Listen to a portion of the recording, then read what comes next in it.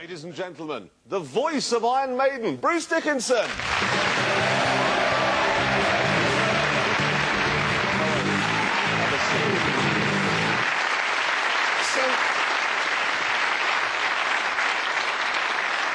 Is there a sense, when you're up on stage, that you can just do anything? You have 50,000 people out there. There is a sense that you can do anything, and people have done anything. And when you just do anything, it actually, surprisingly, very regrettably, doesn't usually work. Most people sort of go, no, we paid like 30 quid to see a rock and roll show, not to see you showing off, you twit. You know?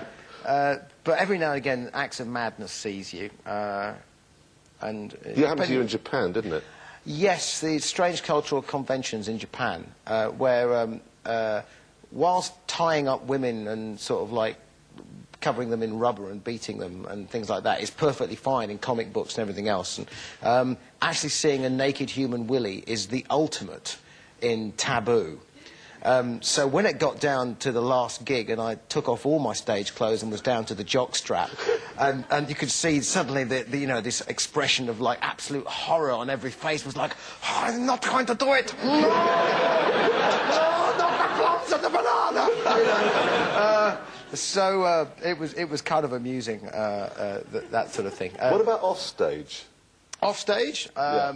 Plums and the banana off stage? No, just bad behaviour off stage. Bad behaviour. Well, that's usually it's usually exposing oneself and things like that to, you know, in states of drunkenness. I mean, you being a motor car chap, I mean, you must know the trauma of having a drunken rock star strapped in the front seat of the car. You stopped at lights and he's actually shifted it into reverse as before you realise.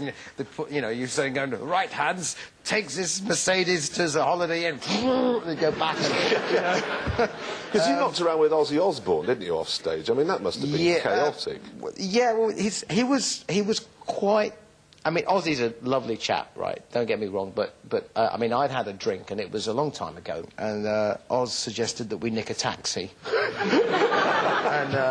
and I said... They have drivers in them. And I said, Oz, you know... Because he'd come into the bar, and I was completely the worst. In fact, they'd locked me in my room to try and I'd escaped out the window and gone out of the bar, and there was nobody in it.